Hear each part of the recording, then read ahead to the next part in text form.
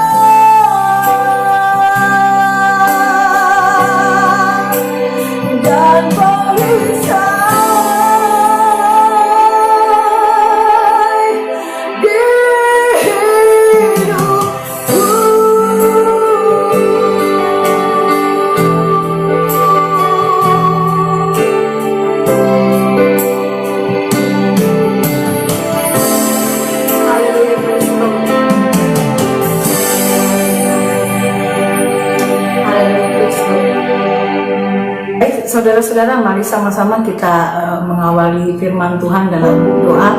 Kita asah hati, kita unity, persatukan hati kita untuk sama-sama masuk dalam hadirat Tuhan.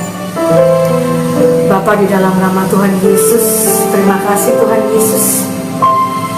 Terima kasih buat berkat baru, buat pertolongan-Mu, buat kasih-Mu, buat penyertaan-Mu. Kami selalu dan selalu mau bersyukur dalam segala hal.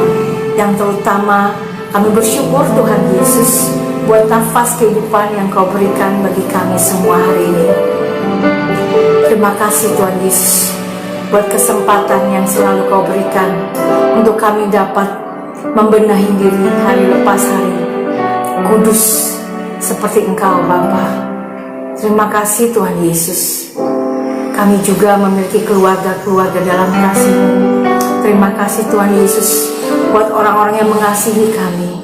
Terima kasih Tuhan Yesus. Kami pun dapat senantiasa menjadi terang dan garam dimanapun kami berada. Itu semua karena kekuatan kasih karunia daripada Engkau saja. Bapa, saat ini Tuhan Yesus, di hari Minggu yang cerah ini Tuhan, kami juga mau bersyukur senantiasa adanya Kau memberkati kami Tuhan Yesus setiap hari, atas makanan dan minuman kami, atas tempat tinggal kami, atas pekerjaan kami, atas usaha kami, atas pun kerukunan, kedamaian, harmonisasi dalam keluarga kami dan dimanapun lingkungan kami berada. Karena kami tahu Tuhan, Kau menjaga kami sempurna adanya. Saat ini kami mau mendengarkan apa yang menjadi firman-Mu. Berkata-katalah Tuhan lewat mulut lidah bibir Pastor Yohanes Sayers, agar supaya apapun yang Kau sampaikan dapat menjadi rema di dalam kehidupan kami Tuhan. Untuk kami dapat selalu berbuah-buah lebat, untuk kami dapat selalu menjadi berkat bagi banyak orang. Terpujilah nama-Mu Bapa. Terima kasih. Berkati tubuh jiwa roh kami, mulut lidah bibir kami, agar supaya telinga kami memiliki telinga seorang murid yang mau diajar, yang mau dibentuk, yang mau dididik, yang mau mendengarkan firman-Mu untuk menjadi pelaku akan firman Tuhan. Dalam nama Tuhan Yesus kami bersyukur dan berterima kasih. Haleluya. Amin.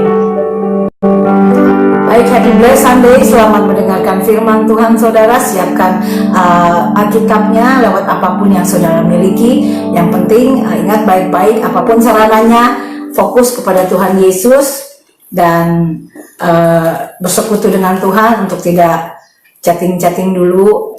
Itu ya himbauan ya. Ya, ada kalanya orang yang tidak menyetujui kalau ada Alkitabnya dalam bentuk elektronik, katanya jadi jadi tidak kudus atau jadi tidak baik. Sebenarnya itu hidup adalah pilihan masing-masing. Bahwasannya kalau secara fisikly di dalam Alkitab yang bentuknya Bible itu buku, ya memang dia lebih fokus ya. Secara pribadi hati saya pun demikian. Tapi bukan berarti kalau tidak ada menyekat kita untuk menjadi tidak membaca Alkitab. Kalau saudara memang mau fokus, kan bisa dimatikan dulu layanan datanya, ataupun misalnya kalau lagi streaming nggak mungkin ya dimatiin layanan datanya ya. Ataupun tidak membalas chat, suka ada keluar ya, tapi tidak dilihat dulu, tidak dibalas dulu. Jadi seperti itu. Jadi di mana-mana tuh kalau kita balikin lagi sama diri kita gitu loh, yang bisa menentukan ya diri kita sendiri mau fokus apa enggak di dalam Tuhan. Itu aja saudara. Selamat bergabung bagi yang baru bergabung. Tuhan Yesus memberkati. Selamat hari Minggu. Haleluya, puji nama Tuhan. Glory to the Lamb, ya. Glory to the Lamb, wonderful Jesus, ya. The mighty names that we believe and we live. We could live today because of Him, ya. Kita bisa ada sampai hari ini karena anugerah daripadanya. Haleluya. Nah, puji nama Tuhan. Kita langsung saja masuk di dalam firman Tuhan yang saya ambil di dalam Efesus pasal yang kedua. Mari kita buka saudara, Efesus pasal yang kedua. Ya, Efesus pasal yang kedua ayatnya yang ke-7. Kita akan baca sama-sama. Kalau saudara kalau saudara ada Alkitab di sana bisa baca bersama dengan saya ya. Supaya pada masa yang akan datang ia menunjukkan kepada kita kekayaan kasih karunia-Nya yang berlimpah-limpah sesuai dengan kebaikannya terhadap kita di dalam Kristus Yesus.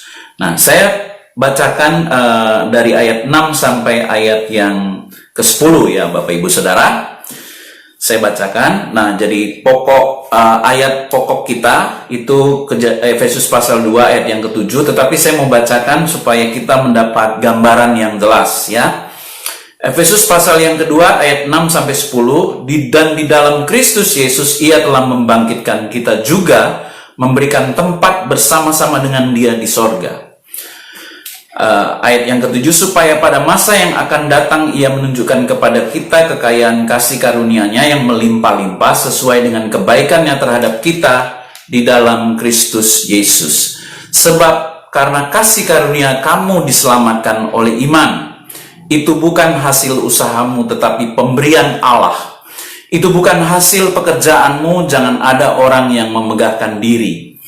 Karena kita ini buatan Allah, diciptakan dalam Kristus Yesus untuk melakukan pekerjaan baik yang dipersiapkan Allah sebelumnya. Ia mau supaya kita hidup di dalamnya.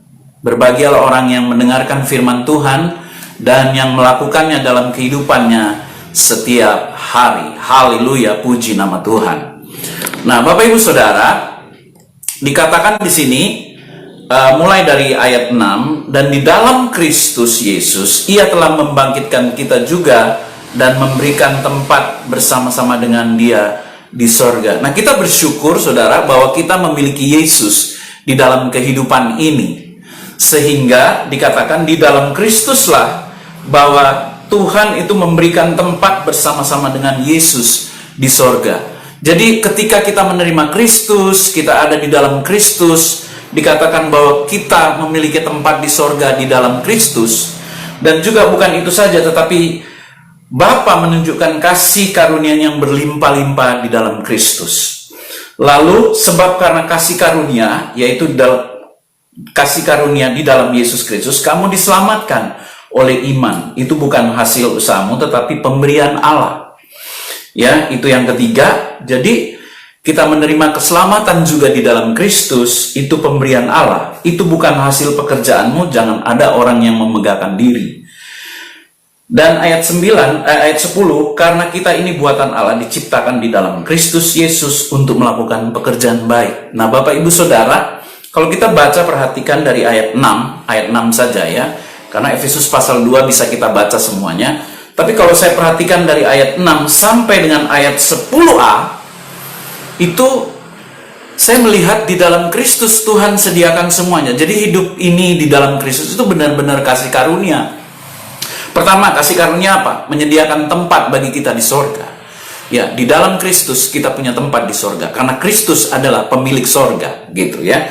Yang kedua, bahwa menurut kekayaan kasih karunia yang melimpah-limpah sesuai dengan kebaikannya terhadap kita di dalam Kristus Yesus. Jadi Dia menunjukkan kepada kita kekayaan kasih karunia-Nya. Tuhan menyediakan kekayaan kasih karunia. Nanti kita bahas sama-sama kekayaan kasih karunia-Nya. Nah, lalu dikatakan lagi, sebab karena kasih karunia kamu diselamatkan. Jadi kita menerima kelimpahan di dalam Kristus. Tuhan sediakan, Bapa di sorga sediakan kelimpahan itu di dalam Kristus. Bapa sediakan sorga itu di dalam Kristus. Ya, jadi ketika kita menerima Yesus, kita menerima kelimpahan, kita menerima juga sorga, kerajaan sorga. Dan juga dikatakan kita menerima keselamatan oleh iman, bukan hasil usaha kita, tapi itu pemberian Allah. Dan seterusnya, kita ini buatan Allah, diciptakan dalam Kristus Yesus. Jadi kita sedang diciptakan ulang supaya kita dipersiapkan di dalam Kristus untuk masa kekekalan. Nah, tujuannya adalah satu, melakukan pekerjaan yang baik, dipersiapkan Allah sebelumnya supaya Dia mau supaya kita hidup di dalamnya. Jadi satu bagian kita adalah ketika kita diciptakan dalam Kristus, kita disediakan tempat di sorga, kita disediakan kemuliaan, kita disediakan kekayaan-kekayaan sesuai dengan apa yang kita perlukan, bahkan bukan keperluan kita di dunia ini saja, tapi keperluan kita nanti di masa yang akan datang, itu Tuhan Bapa di sorga itu sudah mempersiapkan segala sesuatu bagi kita. Tetapi tujuan daripada semuanya itu, penciptaan itu dan penyediaan itu di dalam Kristus adalah ayat 10b. Ia mau supaya kita hidup melakukan pekerjaan-pekerjaan yang baik. Jadi kita akan menerima kasih karunia itu berlimpah-limpah. Dia mau supaya kita melakukan pekerjaan-pekerjaan yang baik. Dan supaya kita hidup di dalamnya. Pekerjaan baik seperti apa? Nah, ini yang kita mau renungkan di saat ini, saudara.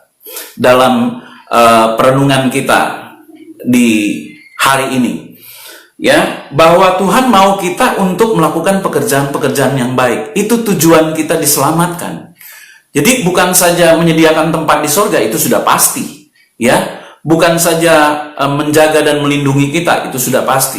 Bukan saja Tuhan siapkan tubuh yang baru, ya. Saudara nggak usah takut dengan tubuh yang fana ini, ya. Sekalipun kita harus pergi dari dunia ini, saya mau ulangi, saudara.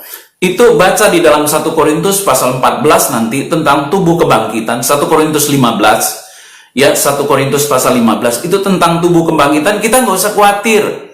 Tuhan sudah siapkan tubuh yang baru. Ya. Kemarin ada yang tanya, saya singgung sedikit ya. Mari kita buka 1 Korintus 15 supaya kita jangan keliru ya, saudara. Jadi orang Kristen harus tahu ya, ketika dia meninggal, ya bagaimana nih Pak tentang kita yang meninggal ya? Apa yang akan... Nah, saudara jangan gini. Ada orang yang bingung dengan dengan orang meninggal ada 40 hari penampakan. Enggak, saudara, ya. Jadi kita jangan, itu tidak dijelaskan, hanya Yesus yang menampakkan diri. Tetapi yang lain itu enggak, saudara, ya. Hanya Yesus. Jadi ketika kita meninggal, tubuh kembali ke tanah, roh kembali kepada Allah, tapi roh dan jiwa kita itu akan ada di tempat penantian namanya. Tapi 1 Korintus 15 coba kita buka ya, 1 Korintus 15. Ya, ini tentang kebangkitan Kristus. Mulai ayat 12, itu kebangkitan kita. Saya bacakan ya. Nanti saudara baca lagi ulang-ulang supaya tahu. Jadi bila mana kami beritakan bahwa Kristus dibangkitkan dari antara orang mati, bagaimana mungkin ada di antara kamu yang mengatakan bahwa tidak ada kebangkitan orang mati? Kalau tidak ada kebangkitan orang mati, maka Kristus juga tidak dibangkitkan. Tetapi andai kata Kristus tidak dibangkitkan, maka sia-sialah penderitaan kami dan sia-sia jugalah. Pemberitaan. Ya, pemberitaan kami dan sia-sia jugalah kepercayaan kamu. Nah, yang dibangkitkan oleh tubuh adalah tubuh rohania. Jika ada tubuh alamiah, maka ada pula tubuh rohania. Seperti ada tertulis, manusia pertama Adam menjadi makhluk hidup, tetapi dalam Adam yang terakhir menjadi roh yang menghidupkan, ya. Lalu berikutnya ayat 50. Saudara-saudara, inilah yang hendak kukatakan kepadamu, yaitu bahwa daging dan darah tidak mendapat bagian dalam kerajaan Allah. Catat baik-baik ya. Daging dan darah tidak mendapat bagian dalam kerajaan Allah, dan bahwa yang binasa tidak mendapatkan bagian dalam apa yang tidak binasa. Sesungguhnya aku menyatakan kepadamu suatu rahasia, kita tidak akan mati semuanya. Nah, itu yang saya sering bilang ya. Tetapi kita semua akan diubah. 52, dalam sekejap mata pada waktu bunyi nafiri yang terakhir, sebab nafiri akan berbunyi dan orang-orang mati akan dibangkitkan dalam keadaan yang tidak dapat binasa, dan kita semua akan diubah. Jadi gini saudara, yang mati duluan itu mereka dibangkitkan dan diberikan tubuh yang baru. Kita yang masih hidup langsung diubah, dikasih tubuh kemuliaan, dan waktu nafiri dibunyikan kita akan diangkat. 53, karena yang dapat binasa ini harus mengenakan yang tidak dapat binasa, dan yang dapat mati ini harus mengenakan yang tidak dapat mati. Ayat 54, dan sesudah yang dapat binasa ini mengenakan yang tidak dapat binasa, dan yang dapat mati ini mengenakan yang tidak dapat mati, maka akan genaplah firman Tuhan yang tertulis, maut telah ditelan dalam kemenangan. Hai maut, di manakah kemenanganmu? Hai maut, di manakah sengatmu? Sengat maut ialah dosa, dan kuasa dosa ialah hukum Taurat. Tetapi syukur kepada Allah yang telah memberikan kepada kita kemenangan oleh Yesus Kristus Tuhan kita. Karena itu saudara-saudaraku yang kekasih, berdirilah teguh, jangan goyah, giatlah selalu dalam pekerjaan Tuhan, sebab kamu tahu dalam persekutuan dengan Tuhan jerih-payahmu tidak sia-sia. Nah, itu yang tadi malam kita bahas, saudara. Itu sebabnya saya lanjutkan pembahasan kita, bahwa kita diberikan tubuh yang baru, ya, tubuh kemuliaan. Jadi kita nggak gentayangan mati, saudara, ya. Nggak ada roh-roh gentayangan, itu nggak ada, saudara, ya. Jangan dirancukan. Gini, kalau kita mau berbicara tentang kematian atau kebangkitan, mari kita berbicara berdasarkan Alkitab. Tapi kalau ada orang lain berbicara tentang kematian dan kebangkitan berdasarkan kepercayaan mereka, kita nggak akan ketemu. Karena mereka pegangannya lain, kita pegangannya lain, gitu ya. Jadi memang manusia terdiri roh, jiwa, dan tubuh. Ya, tetapi waktu kita dibangkitkan itu nanti, waktu kebangkitan tuh nanti, saudara, bukan sekarang. Nanti, ya, kita akan dibangkitkan nanti pada akhir zaman, itu kita diberikan tubuh yang baru. Jiwa dan rohnya itu ada di dalam penantian, namanya Hades nyaman. Ya, saya pakai istilah itu aja, Hades nyaman, ya. Jadi, ketika kita meninggal, itu nggak ada rohnya gentayangan gitu, saudara, ya. Itu nggak ada. Alkitab bilang roh gentayangan gitu, nggak ada. Jadi saudara, gini, orang Kristen kadang-kadang masih percaya yang begitu-begitu. Nggak ada, saudara-saudara, sesat. Ya, jangan mau disesatkan dengan ajaran-ajaran yang bukan berdasarkan Alkitab dan firman Tuhan. Ya, tidak ada itu roh-roh gentayangan gitu. Itu setan, saudara, ya. Itu iblis yang menyerupai manusia. Kita itu udah ditaruh di Hades nyaman namanya, tempat penantian. Nah, ketika Yesus bangkit, dia pakai tubuh kemuliaan. Jadi bukan penampakan roh gitu, dia makan loh, saudara. Nanti baca Yohanes 21 kan, ketika dia bangkit, dia bertemu dengan murid-muridnya. Makanya Petrus dipulihkan waktu makan di pantai. Yesus makan ikan goreng, ikan bakar. Gitu, itu tubuh kemuliaan, bukan roh gentayangan Yesus, bukan. Tubuh yang baru. Gitu, jadi nggak ada roh-roh gentayangan gitu, saudara, sesat itu. Saya mau bilang itu pengajaran sesat. Nggak ada roh gentayangan itu. Orang Kristen mulai hari ini harus tinggalkan kepercayaan kayak gitu. Ya, harus back to the Bible, harus kembali kepada Alkitab, saudara. Nanti saudara baca Yohanes 21, Yesus itu tubuhnya bisa tembus tembok. Makanya waktu dia ketemu dengan Thomas, itu yang Thomas cucukkan jarinya, itu ketika mereka kunci pintu, semua tertutup. Nanti saudara baca, ya, di Yohanes pasal 22 apa Yohanes 20, ya, nanti ada itu sebelum dia ketemu Petrus atau sesudah, ya, itu ada. Ketika dia mau menunjukkan jarinya, tangan yang berlubang paku kepada Thomas, itu mereka mengurung diri kunci pintu. Dan tubuh itu bisa tembus tembok, saudara. Itu tubuh kemuliaan, bukan roh gentayangan, saudara, bukan. Kita jangan salah, itu tubuh, saudara, tubuh kebangkitan namanya. Jadi makan bisa, tembus tembok bisa, dan itu ajaib. Itulah tubuh kemuliaan, gitu. Nanti saudara baca, bisa makan, bisa minum, bisa, gitu.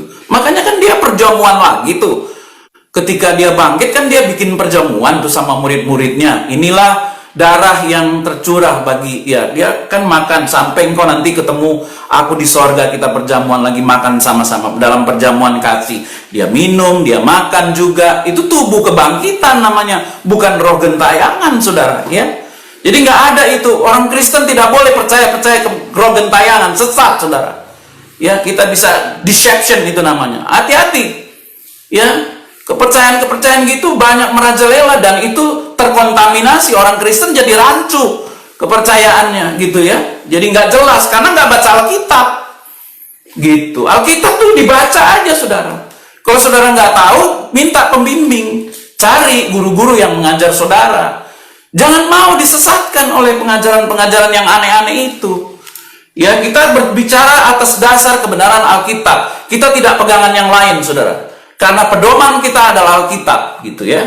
Jadi nggak ada roh. Memang manusia terdiri dikotomi, ya. Ada roh, jiwa, dan tubuh, ya. Tetapi yang waktu kita meninggal, Dan ketika kita dibangkitkan, nanti di akhir zaman, saudara, baru dibangkitkan. Makanya kan Yesus bilang tidak ada orang naik ke surga hari ini, gitu. Kecuali anak manusia. Nggak ada orang naik surga turun naik gitu. Nggak ada, itu sesat, saudara. Nggak ada itu. Gitu. Saudara baca seluruh Alkitab, nggak ada. Selain dari anak yang berkenan di hati Bapa, hanya Yesus yang baru sampai ke surga. Yang lain nggak. Penantian. Tunggu dihakimi, gitu. Jadi kita harus jelas, pemahaman dasar ini harus jelas supaya kita imannya jelas, gitu loh, saudara ya. Jadi nggak ada itu roh gentayangan gitu. Itu kalau ada roh gentayangan itu bukan kepercayaan kita, ya. Itu pengajaran sesat.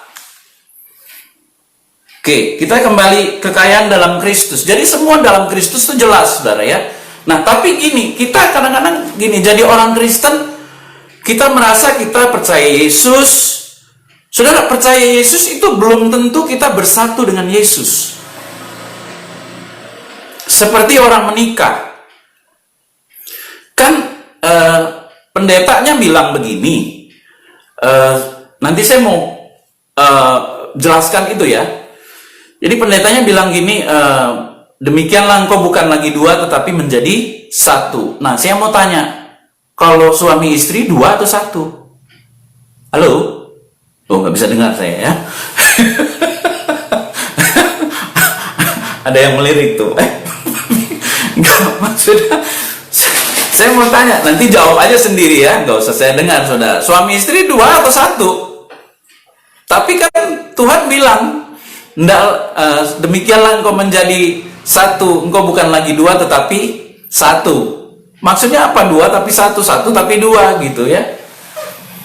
Apanya yang 1, apanya yang 2? Ya, 2 pribadi menjadi 1. Kita baca dulu ya, saudara, di dalam Galatia ya.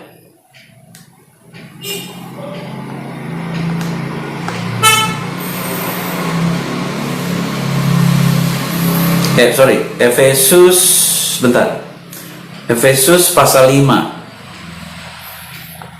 Oke. Efesus pasal 5, bukan Galatia 5, Efesus pasal 5 ayat 32 dan 33. Ini saya mau jelaskan gini. Kadang-kadang orang Kristen gini, kita selalu menuntut waktu kita terima Yesus, kita merasa kita dapat semua. Katanya di dalam Yesus saya diberkati, katanya saya di dalam Yesus saya sudah mendapat keselamatan, betul ya, itu betul. Tapi di dalam Yesus saya terjaga, saya terlindungi, saya diberkati, saya tidak akan begini, tidak akan begitu. Katanya saya bla bla bla bla bla. Kita menuntut hak-hak kita di dalam Kristus. Tapi ini saya mau jelaskan dulu. Ketika kita di dalam Kristus, apakah kita benar-benar bersatu dengan Kristus atau tidak? Ini makanya ya, gambaran yang paling gampang tuh suami istri, saudara ya. Efesus pasal 5 ayat 32 sampai 33. Rahasia ini besar, tetapi yang kumaksudkan ialah hubungan Kristus dan jemaat, ya.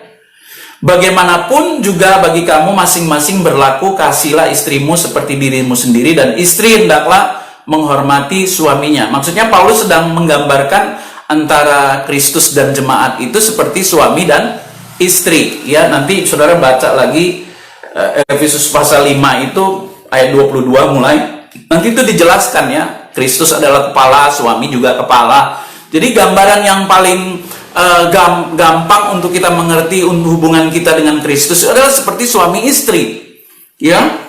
Apakah kita benar-benar sudah bersatu dengan Kristus? Ya, coba kita ke Yohanes 15 dulu. Ini sedikit pengajaran ya, saudara ya. Karena harus buka firman Tuhannya supaya kita mengerti. Dan gini, waktu kita menuntut sesuatu dari Tuhan, memang yang mempersatukan kita antara kita dan Kristus itu iman nomor 1 ya, iman. Tetapi ketika kita mau menjadi satu dengan Kristus, ya, artinya di dalam Kristus benar-benar remain in Him, benar-benar tinggal di dalam, become one, itu sangat penting, saudara ya. Yohanes 15 bilang begini, ya, ayat 4 mulai. Ayat 4, ini tentang pokok anggur dan ranting ya, dan carang. Tinggallah di dalam aku dan aku di dalam kamu. Sama seperti ranting tidak dapat berbuah dari dirinya sendiri kalau ia tidak tinggal di dalam pada pokok anggur, demikian juga kamu tidak berbuah jikalau kamu tidak tinggal di dalam aku. Ayat 5, akulah pokok anggur dan kamulah ranting-rantingnya.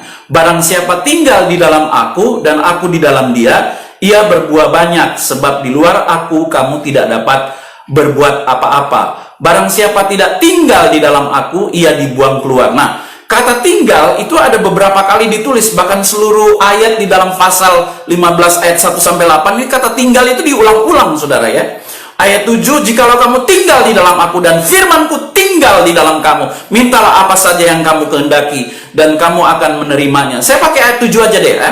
Jikalau kamu tinggal di dalam aku dan firmanku tinggal di dalam kamu, mintalah apa saja yang kamu kehendaki dan kamu akan menerimanya. Nah, prosesnya adalah tinggal di dalam aku dan firmanku tinggal di dalam kamu. Apakah ini sudah menjadi satu atau belum? Baru minta apa-apa gitu loh. Masalahnya kan kita suami istri aja perlu penyesuaian loh, saudara.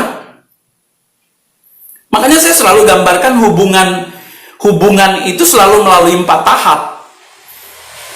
Pernikahan juga harus melalui 4 tahap, selalu melalui 4 tahap ini.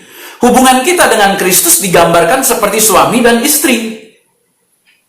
Dan hubungan suami istri dan hubungan kita dengan Kristus harus melalui 4 tahap ini. Selalu, mau nggak mau, suka nggak suka, harus melalui 4 tahap ini. 1 bulan madu. Kalau kita baru pertama ketemu, jatuh cinta, falling in love with Jesus, ya, everything is so beautiful in the word, in our words, ya, in life gitu ya. Itu selalu indah. That's honeymoon step gitu ya. Itu tahap stage di mana honeymoon ya. Karena ada perjumpaan pertama. Orang selalu berdebar-debar hatinya, ya, selalu ada gairah. Tapi jangan lupa harus masuk ke tahap kedua, itu konflik, penyesuaian. Ya, karena kan latar belakang berbeda, budaya berbeda, pandangan berbeda, ya, keinginan berbeda, cara berpikir berbeda, karakter berbeda. Kita dengan Kristus juga begitu, jauh bumi dan langit. Kita dari entah berantah asal dari mana gitu ya.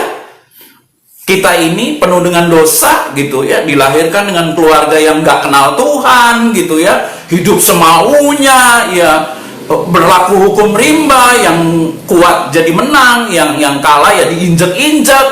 Itu kan konsep kacau banget, saudara ya. Terus ketemu Yesus dan kita harus menjadi satu dengan dia, menjadi serupa dan menjadi proses menjadi satu ini gitu. Nah, kadang-kadang kita singkirkan, kita lupakan proses menjadi satunya, kita minta-minta sama Tuhan. Kan ayat 7 jelas, saudara, jikalau kamu tinggal di dalam aku dan firmanku tinggal di dalam kamu, mintalah apa saja yang kamu kehendaki dan kamu akan menerimanya gitu. Ya, proses become one ini 1 bulan madu.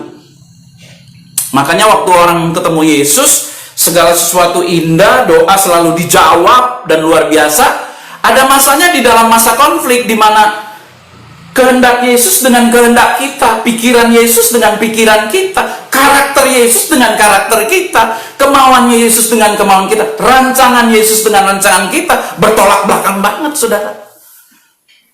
Yesus orientasinya ke atas, nah kita bukan ke atas, kita ke bawah dan dunia ini.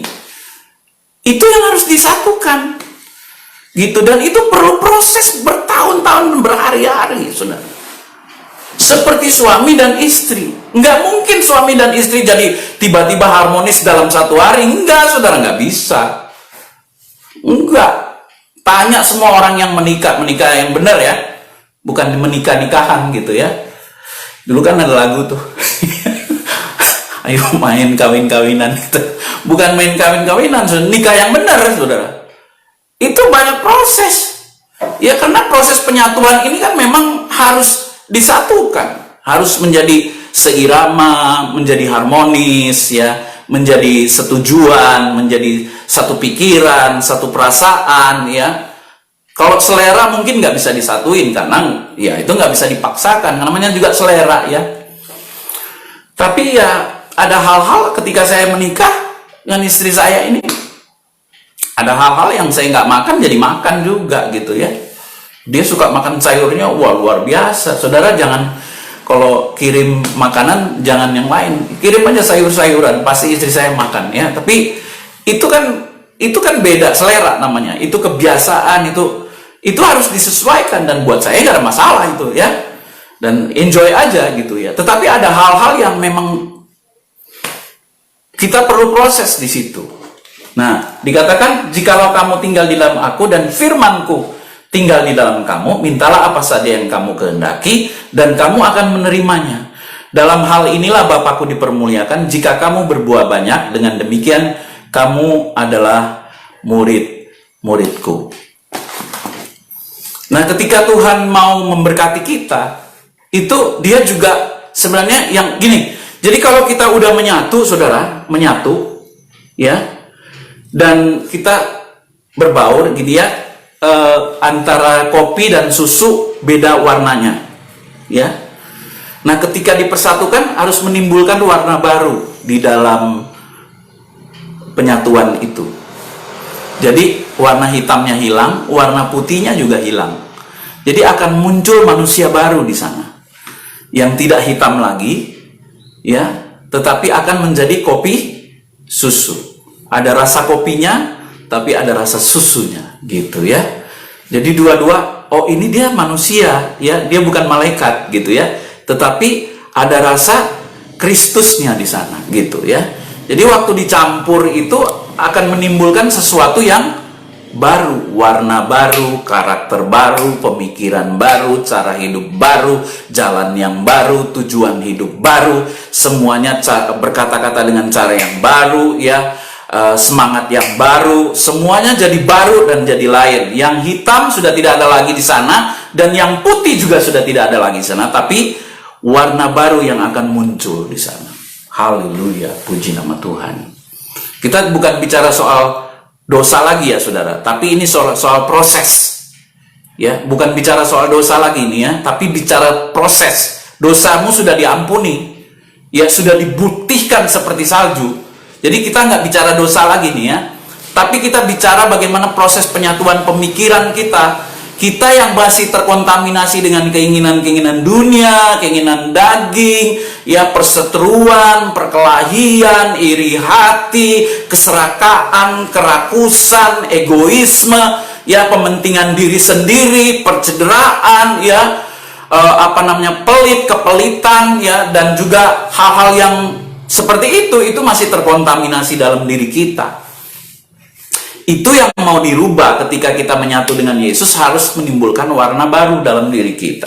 Sehingga apa saja yang kamu minta dalam namaku, kamu akan menerimanya. Haleluya, puji nama Tuhan. Nah, jadi proses penyatuan itu penting, saudara. Sehingga waktu kita bilang, firman Tuhan bilang kekayaan dan kemuliaan Kristus ada dalam diri kita. Ini tergantung proses penyatuannya. Kemuliaan itu akan kita terima. Saudara kalau baca surat, ini makanya harus baca Alkitab, ya. Jadi kalau nggak baca Alkitab, jadi kita harus jelaskan lagi ulang gitu ya. Saudara baca aja Filipi 3 ayat 10 ya, ayat 8 sampai 10 itu ya. Filipi 3 ayat 8 sampai 10.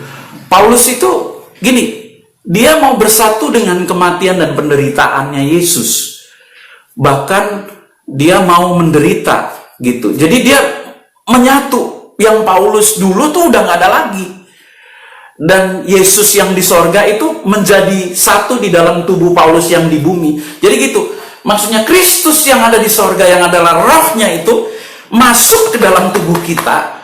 Dan kita udah nggak kelihatan lagi, tapi warna baru akan muncul gitu loh maksudnya.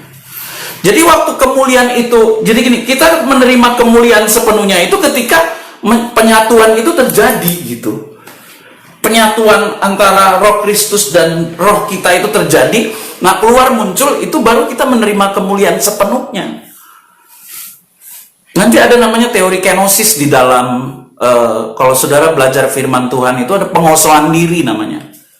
Jadi kepenuhan Kristus itu masuk di dalam diri kita, dan kita menerima kemuliaan demi kemuliaan demi kemuliaan, dan segala kelimpahan kekayaan sorgawi kita terima. Gitu.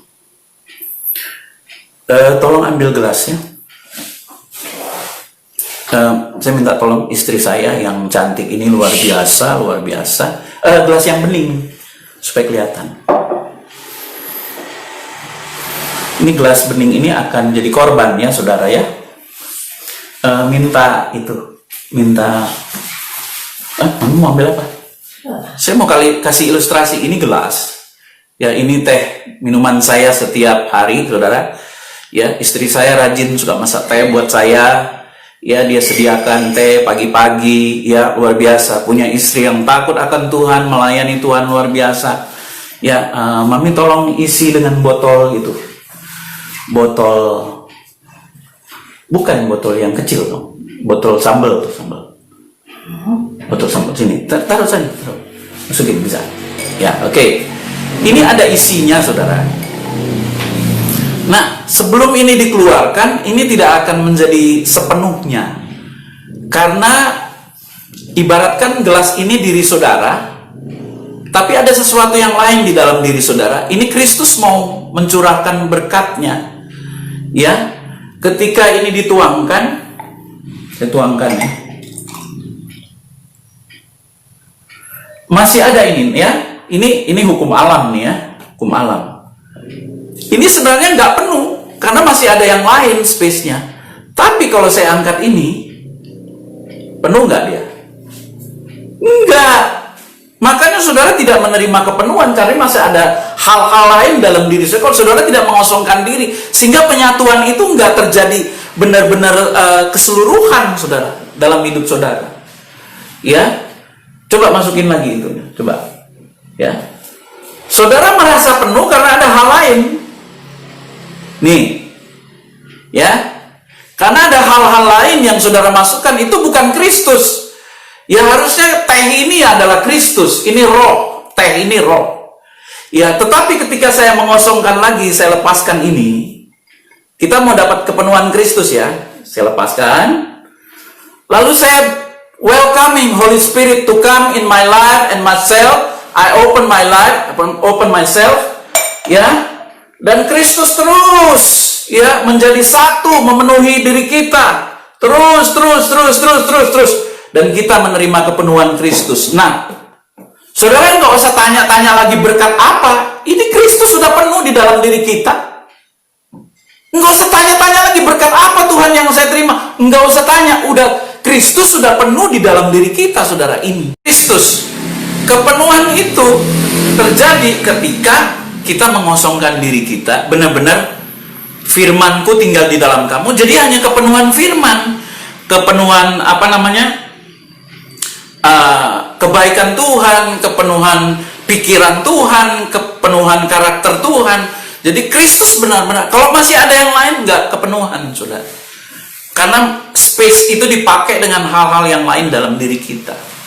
Jadi benar-benar kita harus mengosongkan diri. Gitu. Baru ini ayat yang ke-8, dalam hal inilah Bapakku dipermuliakan, yaitu jika kamu berbuah banyak, dan dengan demikian kamu adalah murid-muridku. Ya, Bapa dipermuliakan ketika Kristus memenuhi hidup kita, ya, dan Kristus memenuhi hidup kita, itu Bapa dipermuliakan, dan kita menerima kemuliaan demi kemuliaan.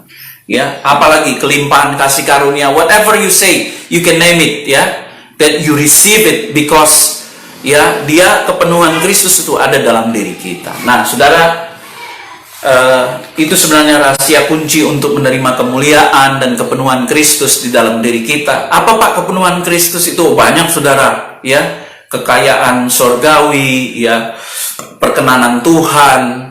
Jadi kalau Kristus sudah penuh, ya kan berkenan. Ya kan, karakter Kristus sudah ada dalam diri kita, firman-Nya kita hidup dengan firman Tuhan, cara-cara kita dengan firman Tuhan, ya, kita berbuah oleh karena firman, ya, kita melakukan tindakan-tindakan karena firman, penuh Kristus di dalam diri kita, sehingga kemuliaan Tuhan menaungi kita, karena ada Yesus yang sepenuh-penuhnya di dalam diri kita. Haleluya. Demikian firman Tuhan, saudara, hari ini, kiranya kita terus bisa berbuah. Nah, kalau apa Pak yang tadi kan Efesus pasal yang kedua itu, ya ayat 10 dikatakan Tuhan mau kita melakukan pekerjaan-pekerjaan yang baik. Ya, air putih tadi mana? Jadi gini, ini saya ilustrasikan supaya saya bisa minum ya. Ilustrasikan ini saudara ya, ini kepenuhan Kristus. Jadi nggak ada isi apa-apa di dalam botol ini ya, kecuali air. Ini kepenuhan Kristus. Jadi gini, selama kita lihat semua bening nih ya, isinya bening. Tapi kalau udah dicampur yang lain pasti ada yang lain ya. Nah, tidak ada unsur lain, semua unsurnya Kristus. Nah, ketika we want to share something from inside of us, ya. Jadi coba minta gelas. Gelas kosong aja. Yang itu aja yang dituang di situ. Nah, ya, we want to share something, melakukan pekerjaan yang baik.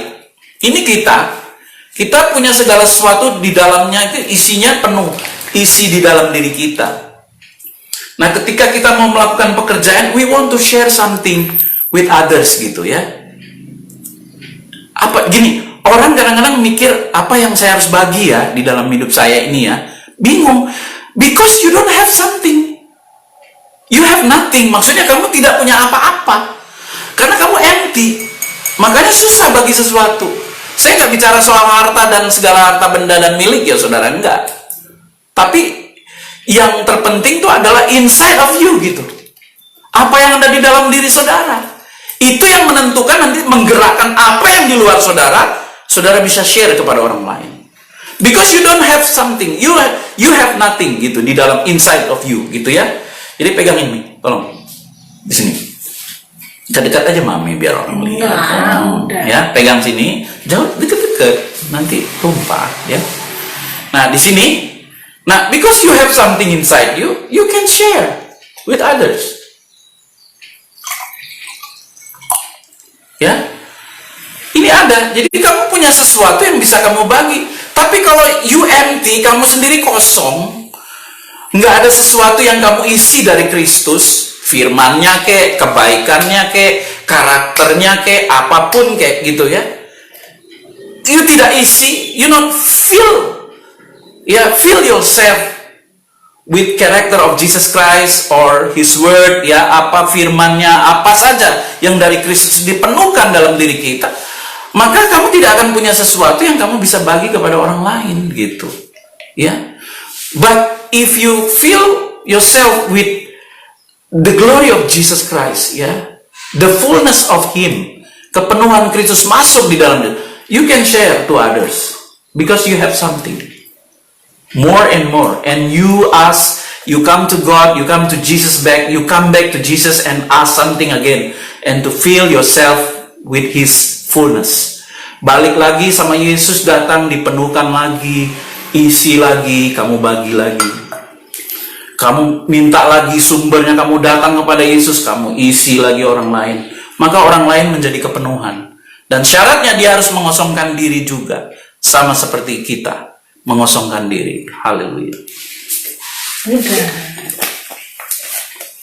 Gitu. Jadi makanya orang bisa berbuat baik, membagi sesuatu, memberkati orang lain, because you have something inside of you, so you can share with others gitu ya. Karena kita punya sesuatu yang bisa kita bagi. Tapi kalau orang tuh gini, kenapa saudara jangan bingung sekarang kalau orang hartanya banyak, apanya banyak, punya segala sesuatu, tapi it's difficult for him or for her to share something with you, karena dia nggak punya sesuatu dalam diri dia sebenarnya. He's empty gitu, kosong. Atau dia punya sedikit aja gitu. Jadi waktu dia melakukan itu ya sudah terbatas. Kenapa kebaikan Kristus tuh berlimpah-limpah dalam hidup kita? Karena dia full of glory. His fullness is overflow gitu. Kepenuhan dia itu melimpah-limpah dalam dirinya. Apa itu? Kebaikan, karakter Bapa, kemurahan hatinya, ya kekayaan, kebaikan, kasihnya itu luar biasa, saudara. Itu kepenuhan Kristus. Gitu. Jadi dia gampang membagikan sesuatu yang ada pada dia juga nggak berat. Gitu. Orang kalau membagikan sesuatu berat itu sebenarnya hidupnya kosong. Hidup kosong. Karena Dia gini, dia bergantung dengan apa yang dia punya secara materi, secara kelihatan, secara kasat mata, benda-benda yang kelihatan ini. Materi itu bukan uang aja ya saudara. Materi itu sesuatu yang terlihat, kekayaan kayak, rumah kayak, apa kayak yang saudara punya gitu ya. Saudara bergantung dengan itu. Enggak, saudara, itu akan habis dan lenyap. Suatu hari ketika angin cobaan itu datang bisa menghapus semua bersih. Ya, tetapi if you have the fullness of God gitu. Sesuatu kepenuhan Kristus itu dalam diri kita, makanya harus membaur, menyatu, ya, become one, ya, to be one with Jesus, ya, to become one with Jesus, ya, menjadi satu dengan Kristus, maka kamu akan kepenuhan oleh Kristus dan kita akan punya sesuatu, kan? Ayatnya benar, dia mau kita diciptakan di dalam Kristus Yesus dan untuk melakukan pekerjaan-pekerjaan baik. Dia mau supaya kita hidup di dalamnya. Efesus pasal 2 kita tutup ayat yang ke-10 kita baca. Ya, Efesus pasal yang kedua. Ini tujuannya, saudara. Karena kita ini buatan Allah diciptakan dalam Kristus Yesus untuk melakukan pekerjaan baik yang dipersiapkan Allah sebelumnya.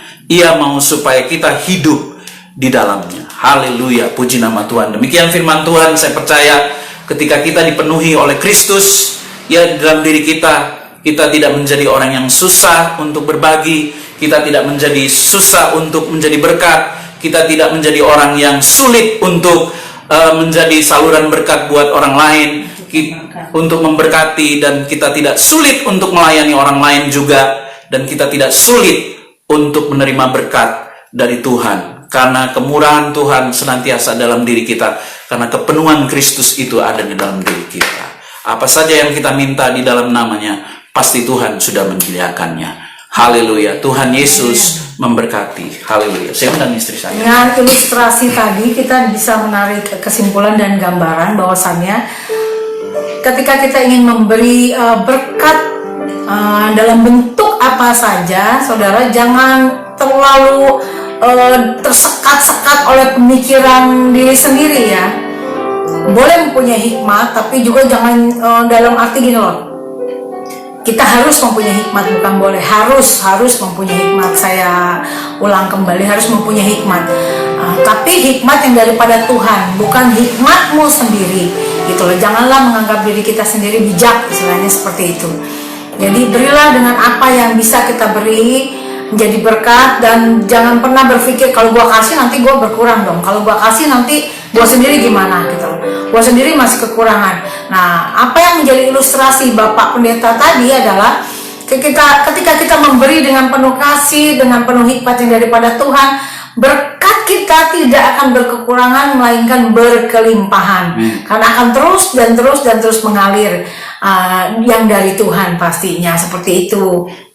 Karena kenapa? Karena hal ini miris sekali kita dapatkan. Anak-anak Tuhan pun kalau mau memberi berkat, baik untuk gerejanya masing-masing maupun saudara-saudaranya, maupun bagi siapapun yang membutuhkan, itu mikirnya kepanjangan ya.